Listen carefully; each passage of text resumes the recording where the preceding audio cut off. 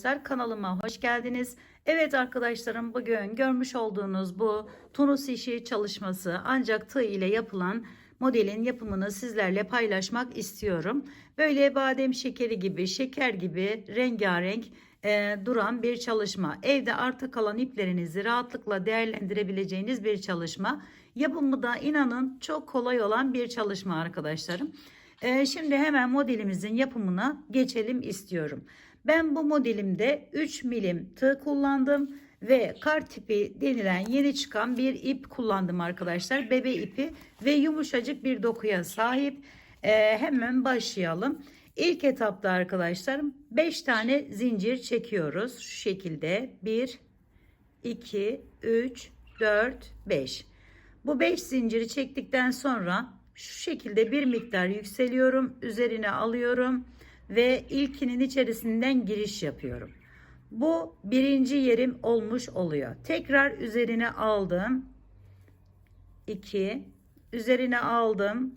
Hemen yan yana gördüğünüz gibi bütün zincirlerin içerisinden giriş yaparak bir tane ilmek çıkartıyorum ve tığıma topluyorum. Bunu daha büyük de yapabilirsiniz arkadaşlarım. Şimdi bakın, bu şekilde hepsini alarak geldikten sonra ilk bu şekilde 2 tanesini çekiyorum. Sonra tekrar ikisini çekiyorum. 2 2 çekerek ilk başlangıç yerimize gidiyoruz. Başlangıç yerimizde bir tanesi normal ilmeğimiz olduğu için 3 tane olmuş oluyor. Üçünü birlikte bu şekilde alıyoruz arkadaşlar ilk etapta. Sonra bir tane zincir çektim. Hemen biraz yükseldim ve üzerine almadan dibine bakın, tam buraya giriş yapıyorum. Ve 2 tane olmuş oluyor. Tekrar üzerine aldım. Hemen bir yandakine gidiyorum. Bakın, şöyle şuralardan giriş yapıyoruz arkadaşlar. Tekrar üzerine alıyorum. Üçüncü, tekrar üzerine aldım. Dördüncü, tekrar üzerine aldım. Beşinci. Evet, 5 taneyi yine bu şekilde topluyorum. Sonra yine ikişer ikişer çekerek ilk başa geliyoruz arkadaşlar. Şimdi bu şekilde bir sıra daha yapacağız. Bir tane zincir çektik. Biraz yükseldim. Ve içerisinden hemen dibinden bir tane ilmek çıkardım, taktım, üzerine aldım, devam ediyorum. Bu örgü tunus işi normalde biraz sert olur arkadaşlar, ancak bu şekilde yaptığımız için daha böyle yumuşak, soft bir yapıya sahip oluyor.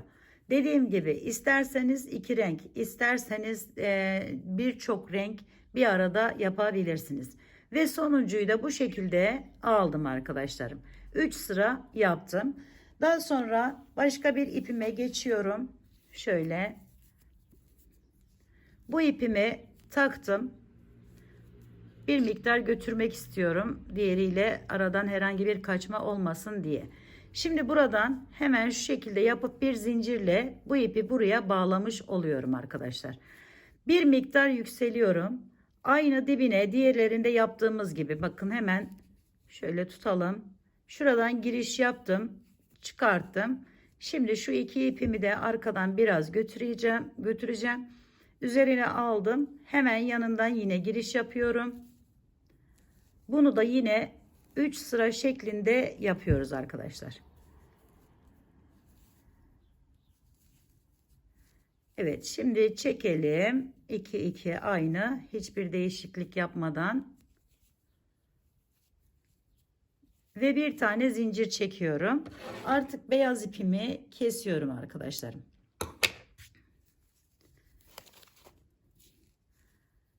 Zincirimi çekmiştim. Hemen dibinden giriş yapıyorum yine. Şu şekilde bir tane çıkarttım. Üzerine alıp devam ediyorum.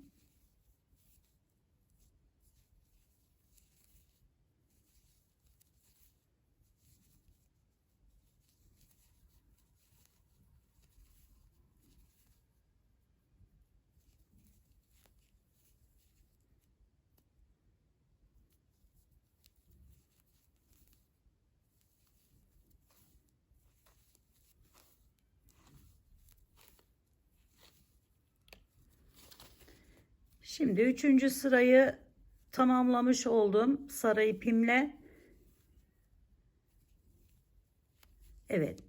Bu şekilde bakın yan yana sıralar yapıyoruz dilediğimiz ip ile arkadaşlarım. Şimdi diğer rengimize geçiyorum. 3 tane renkle göstersem yeterli olacaktır. Hemen bakın şu şekilde aldım. Buraya bir miktar bırakıyorum ki herhangi bir şey olmasın. Evet, biraz yükseldim. Hemen giriş yapıp ilk ilmeğimi çıkardım. Daha sonra devam ediyorum yine. Arkadan da biraz götürelim dediğim gibi.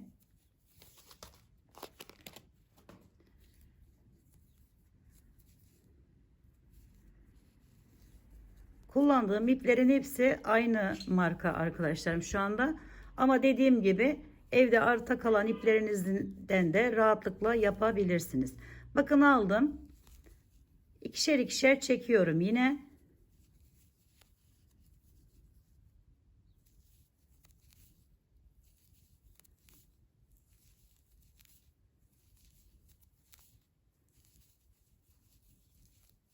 Dediğim gibi bunu daha büyük 5 tane değil de 10 tane 20 tane tunus işi tığ kullanırsanız o şekilde de yapabilirsiniz arkadaşlar. Üzerine aldım, devam ediyorum. Şimdi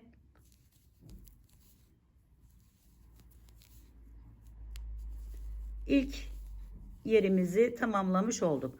Bu şekilde ne kadar uzatmak, ne büyüklükte yapacaksanız o şekilde, bu şekilde devam edeceksiniz arkadaşlar. Yani yan yana bu şekilde devam edin. Daha sonra kesiyorum. Şimdi bir üst sıraya geçmesini de sizlerle paylaşacağım. Onu da sarı ipimi de keseyim. Şimdi arkadaşlarım, renkleri kullandık. Gördüğünüz gibi sarı var, gri var, beyaz var, pembe var ve krem var.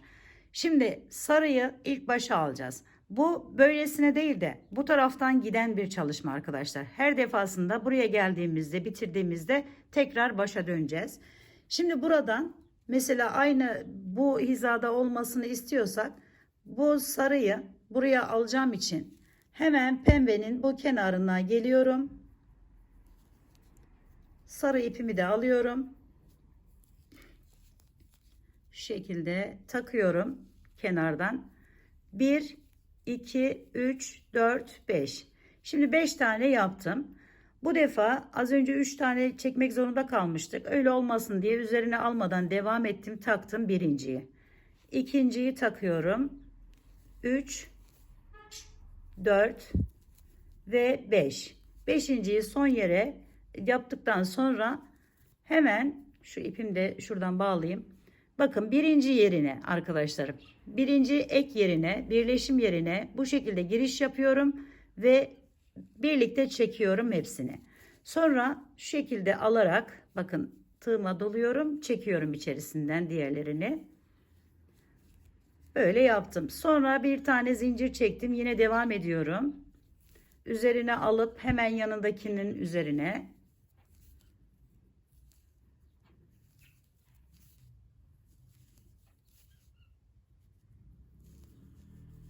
ve bakın sonun yere geldim. Son yerden yine giriş yapıyorum aynı şekilde ve bir üste çıkıyorum. Bir üste tutunuyorum ve oradan içerisinden geçiriyorum bu şekilde. Ve devam ediyorum. Şimdi 2 çekerek başa geldim. Bir zincir çektim. Tekrar içine giriş yapıyorum.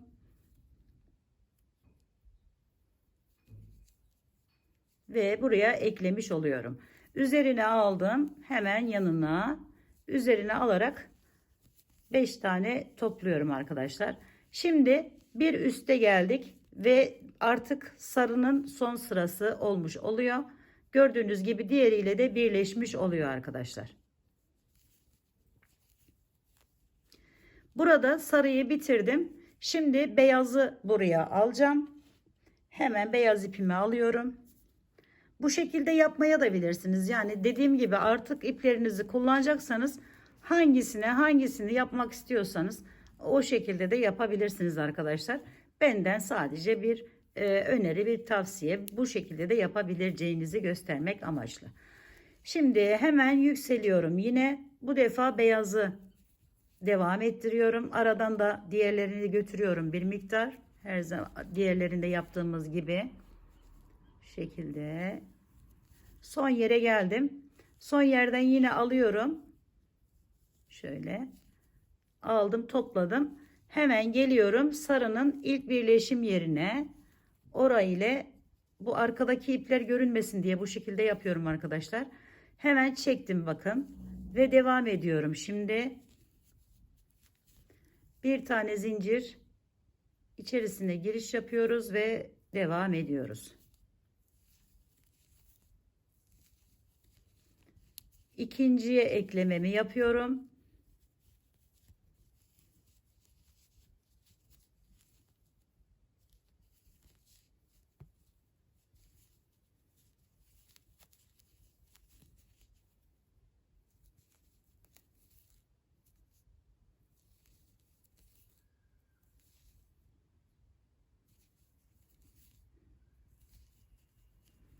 Şimdi bunun da son yerine geldik gördüğünüz gibi ve devam ediyoruz arkadaşlarım yine.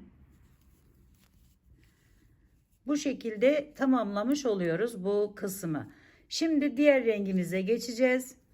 Onu da hemen diğer pembe ipime geldi sıra. Bakın köşede sarı vardı. Direkt buraya sarı geçmiş oldu. Şimdi ise pembeye devam edeceğim. Yine aynı şekilde bağlıyorum. Bir tane zincir çekiyorum ve dibinden giriş yapıyorum arkadaşlar.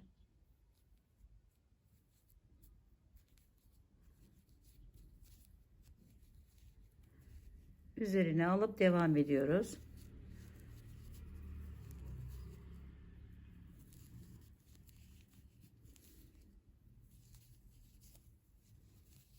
Beyazın ilk yerine bağlıyorum.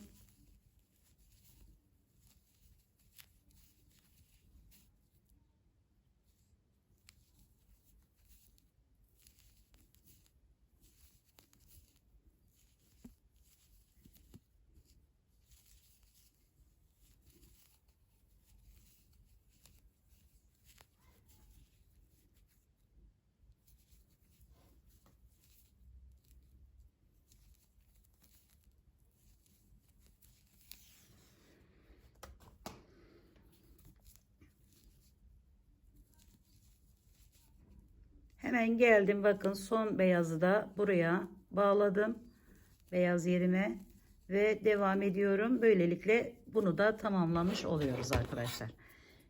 Şimdi bakın bu şekilde oldu. Hemen kaydırarak şöyle yapalım. Evet.